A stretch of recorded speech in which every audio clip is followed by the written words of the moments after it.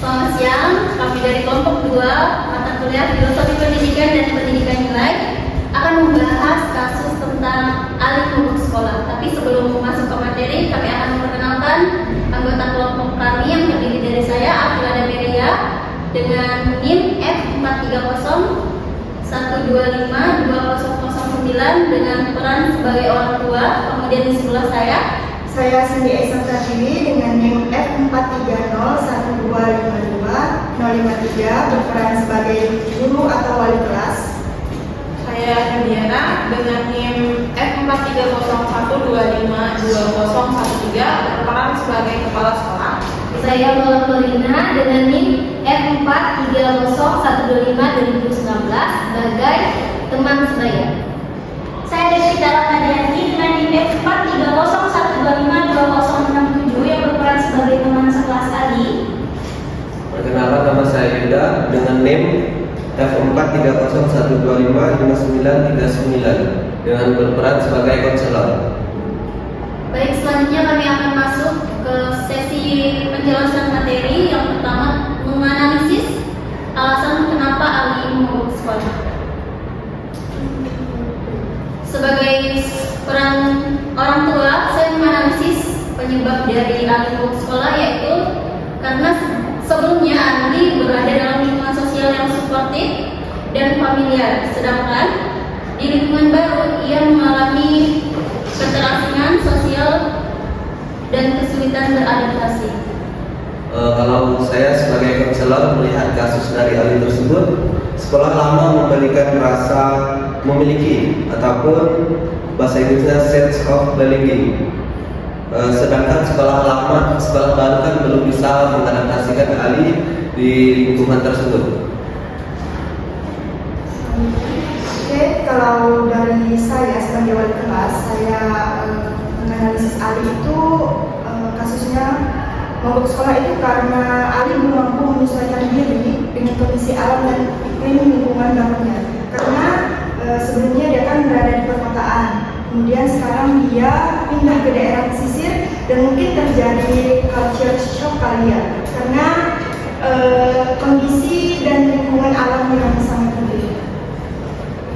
Ya, kalau dari pandangan saya itu akan sama. Ali sebelumnya stabil secara emosional, tapi di lingkungan baru dia mengalami stres, proses beradaptasi, sama kayak tadi istilahnya culture shock dan school adjustment problem.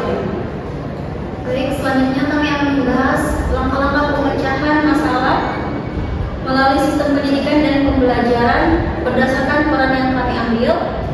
Yang pertama, saya sebagai orang tua, langkah utama yang kami lakukan adalah mendampingi Ali secara emosional dengan mendengarkan keluhannya tanpa menyalahkan atau memaksakan kehendak.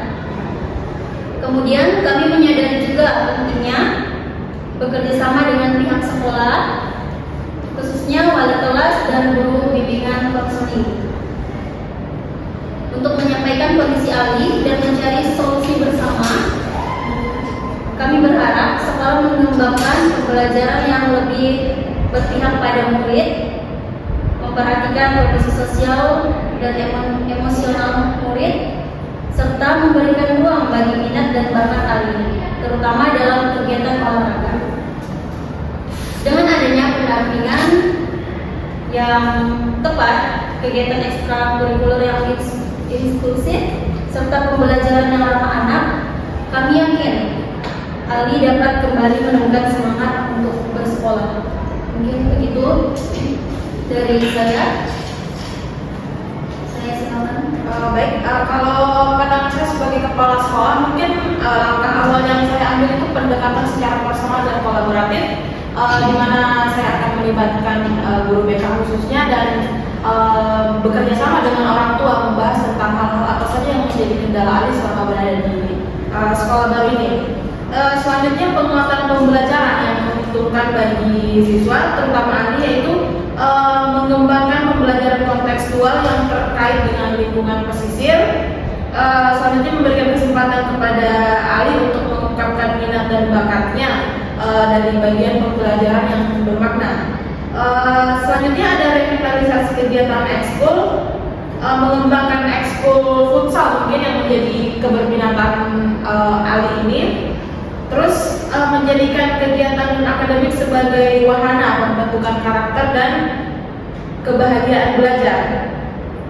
Selanjutnya program masa adaptasi siswa pindahan, karena Ali merupakan siswa pindahan, jadi di sini kami menyusun program orientasi sosial dan emosional bagi siswa baru atau siswa pindahan.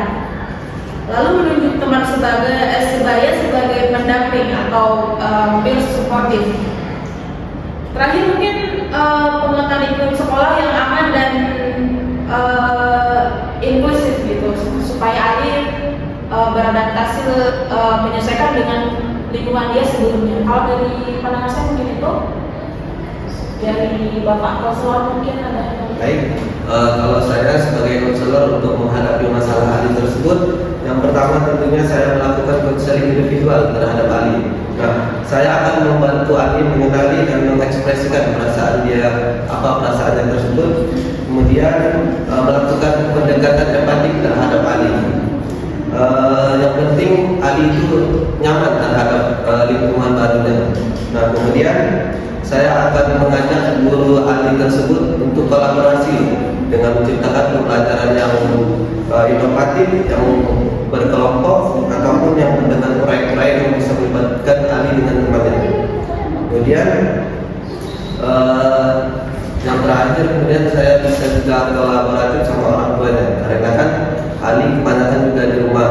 Nah, jadi saya akan berkonsultasi dengan orang tuanya gimana menciptakan lingkungan yang Ali nyaman dan Ali bikin Ali tenang gitu. Mungkin itu saja. Oke, baik, selanjutnya salah satu tindakan paling dasar yang bisa saya lakukan sebagai teman Ali adalah yaitu pertama hadir dan terbuka untuk mendengarkan tanpa menghakimi. Karena Ali ini berada di lingkungan yang baru, tentunya perlu teman yang dimana bisa membuat dia merasa nyaman.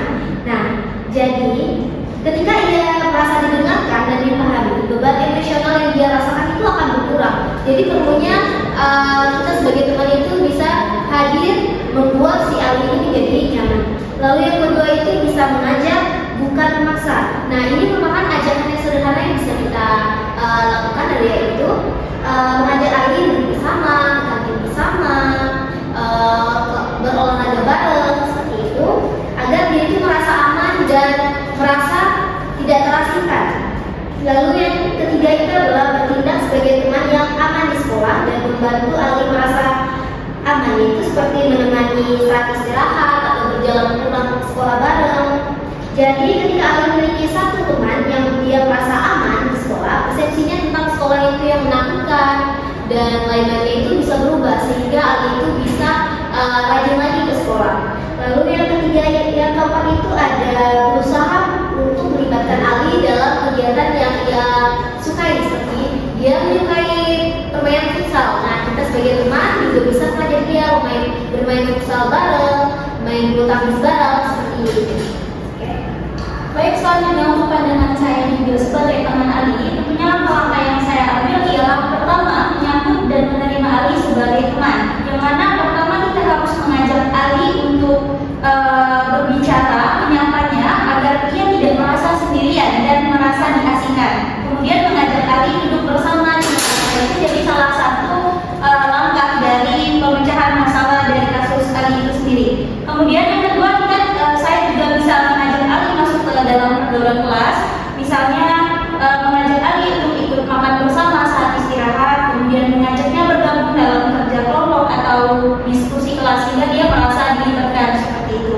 Kemudian mengajak Ali kegiatan ekstrakurikuler yang dia sukai, seperti yang sudah diketahui bahwa Ali mempunyai minat dalam futsal, yang mana kita bisa mengajak Ali untuk mengikuti kegiatan futsal atau olahraga lain setelah sekolah agar dia kembali aktif dan memiliki teman. Mungkin itu saja dari langkah-langkah yang dapat saya ambil.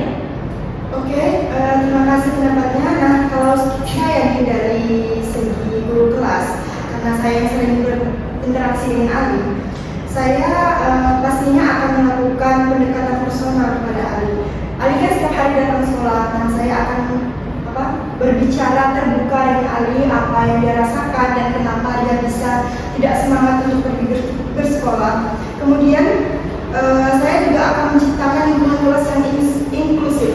Jadi misalnya nanti di dalam pembelajaran saya akan membentuk kelompok-kelompok sehingga nantinya Ali itu akan bertemu dan akrab dengan teman sekelasnya karena dia kan murid baru ya. Jadi nanti saya akan membentuk kelompok kelas, jadi dia bisa melakukan pendekatan secara kecil terlebih dulu pada teman-temannya yang satu kelompok itu. Kemudian yang ketiga, saya pastinya akan memperhatikan karena Ali ini kan suka dengan ekstra futsal ya. Jadi kalau misalnya ada pemberitahuan dari kepala sekolah tentang futsal, tentang ekstrakurikuler futsal, nanti saya akan menginformasikan secara langsung kepada Ali dan memotivasi dia untuk ikut serta di dalam ekstrakurikuler itu. Kemudian saya juga akan berkolaborasi dengan guru BK pastinya. Saya akan memantau bagaimana perkembangan Ali, apakah sudah membaik atau malah makin menurun progresnya. Kemudian saya juga akan bekerja sama dengan orang tua ya. Pastinya kerjasama kita ini penting ya Bu ya, karena kalau saya berusaha untuk memperbaiki situasi di kelas, tapi kalau di rumah dia tidak dimotivasi juga ya sama aja kan. Jadi kita harus kerjasama sih Bu buat memecahkan masalah ini. Kemudian tadi benar yang dikatakan kepala sekolah, saya juga mendukung adanya program orientasi dan adaptasi siswa baru. Begitu sih kalau dari saya sendiri. Baik, selanjutnya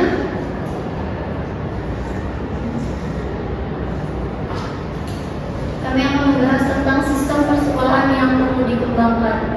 Jadi Bapak Ibu, saya selaku orang tua dari Ali ingin memberi saran saya terkait sistem persekolahan yang perlu dikembangkan. Yang pertama menurut saya itu sistem persekolahan yang mampu meningkatkan angka partisipasi sekolah adalah sistem yang humanis. Jadi sistem yang melihat anak sebagai manusia seutuhnya, bukan hanya sebagai peserta didik saja. Nah, selanjutnya sekolah diharapkan mampu memahami latar belakang dan kondisi psikologis anak, terutama ketika anak yang mengalami perubahan besar dalam hidupnya. Kemudian komunikasi yang terbuka antara sekolah dan orang tua menjadi sangat penting. Oke, jadi menurut yang disampaikan oleh orang tua Ali tadi kan, kita akan membahas dengan rekan-rekan guru, konselor dan mungkin beberapa teman Ali. Jadi yang menjadi highlight yang akan kita kembangkan yaitu pendampingan oleh konselor. Di sini kita sudah duduk bersama konselor. Selanjutnya pengembangan ekstrakurikuler yang tadi di mana sudah kita bahas bersama saya dan wali kelas tentang futsal ya Bu. Oke, selanjutnya itu ada tadi juga sudah dijelaskan tentang membentuk kelompok belajar agar Ali mudah berinteraksi dengan teman baru, dimulai dari lingkup kecil. Nah, nanti mungkin akan dikelola langsung oleh wali kelasnya di dalam kelas gitu. Selanjutnya yaitu suasana kelas yang ramah dan saling merangkul. Itu juga mungkin itu juga nanti akan diarahkan kepada peserta didik, khususnya teman-teman Ali untuk merangkul Ali tanpa melihat mungkin ini teman baru nih, ini enggak, langsung saja. Terima kasih atas penyampaian sistem persekolahan.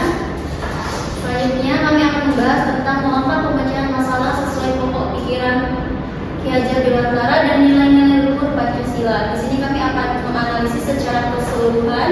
Jadi kami akan diwakilkan oleh salah satu dari anggota kelompok kami. Saya persilakan.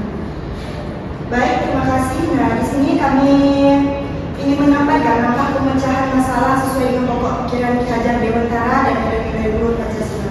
Nah, Ki Hajar Dewantara itu kan mengatakan bahwa kita itu harus mendidik anak itu sesuai dengan kodratnya, yaitu kodrat zaman dan kodrat alam. Kodrat alam itu yaitu seperti lingkungan baru, kondisi fisik, sedangkan kodrat zaman itu seperti kebutuhan sosial atau emosional remaja. Jadi di sini langkah pemecahannya itu yang pertama Ali perlu dituntun sesuai dengan kodrat alam Yang kedua, sekolah itu hadir mendampingi, membangun semangat dan memberi dorongan, bukan memaksa. Jadi kami ini sebagai konselor, guru kelas, kepala sekolah, baik teman-teman Ali ini akan selalu menuntut Ali untuk berinteraksi lebih hangat dengan kami. Jadi kami itu tidak memaksa dia untuk masuk langsung, tapi kami menuntun dia secara perlahan gitu. Kemudian langkah yang ketiga, mengedepankan empati terhadap kondisi psikologis anak. Pastinya ini nanti akan saya tekankan sebagai wali kelas kepada siswa-siswa saya untuk memiliki sifat yang empati kepada anak. Kemudian yang keempat, membangun kebersamaan dan integrasi sosial di lingkungan sekolah. Pastinya kami tidak membeda-bedakan satu sama lain. Kami akan merangkul Ali, walaupun dia baru di sini, murid baru, kami akan selalu merangkul Ali lah gitu. Kemudian yang kelima, wali kelas bekerja sama dengan orang tua dan guru BK untuk mendukung proses adaptasi Ali secara berkelanjutan. Yang terakhir, memberikan layanan pendidikan yang adil sesuai kebutuhan murid. Saya silakan kembali.